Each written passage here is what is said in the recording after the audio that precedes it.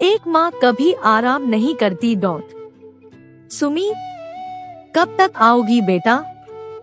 आ रही हूँ माँ, बस पहुँचने वाली हूँ। ये थी सुमी पूरे 2 साल के बाद होली के त्योहार में अपने मायके आ रही थी। शारदा जी और उनका पूरा परिवार सुमी के आने की तैयारी में लगा हुआ था। घर पहुँचते ही सुमी मानो फिर से अपने बचपन में पहुँच गई थी।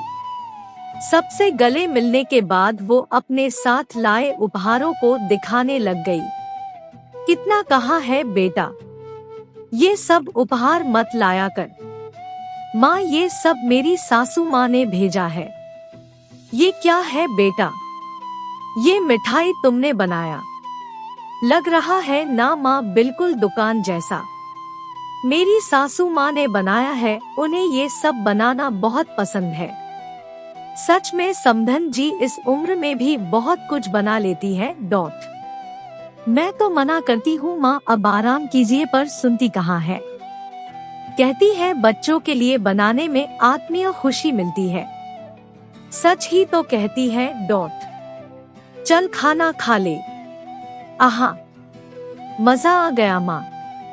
अरहर की दाल घी और जीरे से बघारी हुई, चावल और मेरी मनपसंद सब्जी। सुमी उंगलियां चाट चाट कर खाने लगी। होली का त्योहार बहुत अच्छे से निपट गया। सुमी रंगों के साथ अपनों के प्यार और दुलार के रंग में भीग चुकी थी। वक्त बहुत जल्दी बीत गया। अब उसके ससुराल जाने का समय नजदीक आ गया। माँ, कहाँ हो आप? इधर हूँ बेटा, आंगन में। माँ, अब आपके आराम करने का समय है, आप क्यों इतना मेहनत कर रही हैं? सुमी ने कहा। अब तो सब कुछ बाजार में मिलता है माँ, मैं खरीद लूंगी। आप तो बस अब इस उम्र में आराम करिए और नाती नातिन पोता पोती के साथ खेलिए। अरे बेटा, तुम्हें याद नहीं क्या, जब तुम छोटी थी, होली जैसे ही बीतती थी तुम कितना जिद करती थी, मम्मी चिप्स बनाओ ना, और रंग बिरंगी वाली भी। और तुम धूप में बैठकर कितने मजे से सारे चिप्स बिखेर देती थी। और उड़द दाल की बढ़िया, आम, कटहल, जिमीकंद के अचार और आलू के पापड़, और कहती थी माँ मुझे बहुत पसंद है, आप खूब सारा बनाना। और आज तुम आराम करने को कह रही हो बेटा। क्या बातें हो रही हैं माँ बेटी में? पापा देखिए ना, मेरी शादी से पहले माँ कहती थी उनके घुटने में दर्द रहता है, जब मेरी शादी अच्छे घर में हो जाएगी तब वो खूब आराम करेंगी और बहू के हाथ से खाएंगी, जैसे मैं इनको बहुत परेशान करती थी। और अब देखिए ना कितना मना कर रही हूँ, फिर भी हाँ हाँ हंसते हुए। बेटा, अब तुम भी माँ बन गई हो, आगे खुद ही समझ जाओगी। क्या पापा? एक माँ कभी आराम नहीं करती। माँ अपने बच्चे के जन्म से लेकर अपनी आखिरी सांस तक बच्चे से निस्वार्थ प्यार करती रहती है और अपने बच्चे के भलाई और खुशी के बारे में सोचती रहती है। तुम्हारी माँ तुम्हें ये सब अपने हाथों से बनाकर इसलिए दे रही है क्योंकि ये अपना सारा प्यार इसमें उड़ेल देना चाहती है। नहीं तो हमें तो एक कप चाय के लिए भी मिन्नतें करनी पड़ती है। आप फिर शुरू हो गए जी? अजी झूठ क्यों कह रहे हैं? सच तो ये है, जब से आपने बहू के हाथ की चाय पी है तब से मेरी बनाई चाय में स्वाद नहीं आता आपको। हाँ हाँ, ये भी सही है। बहू भी बहुत अच्छी है बेटा, हम लोग का बहुत ध्यान रखती है। वो तो कोई काम भी नहीं करने देती, कहती है बहुत काम कर लिए मम्मी जी, अब आराम कीजिए।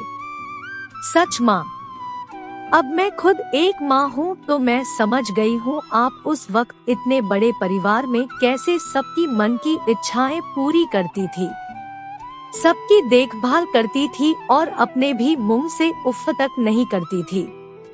बेटा वो तब की बात है, उस समय सारे परिवार एक साथ मिलजुल कर सब साथ में कर लिया करते थे, किसी एक पर भार नहीं पड़ता था। पर अब वो समय नहीं है।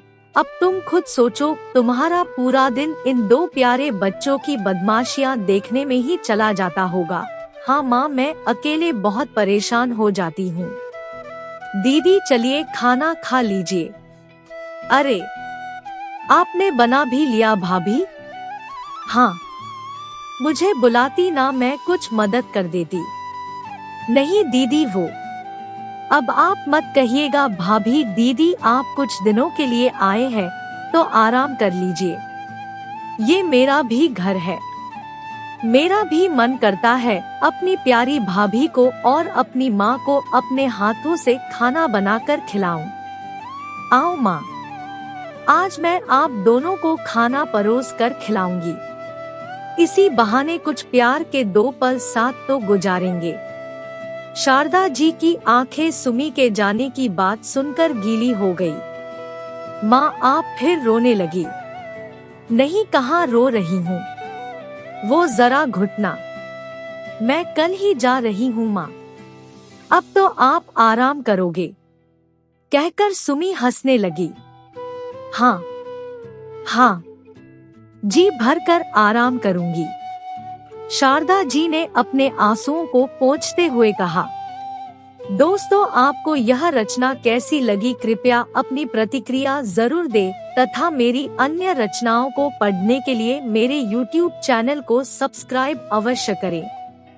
यह कहानी कैसी लगी लाइक एंड कमेंट करके जरूर बताएं। दोस्तों, कहानी पर आपके लाइक और कमेंट का इंतजार रहेगा। धन्यवाद।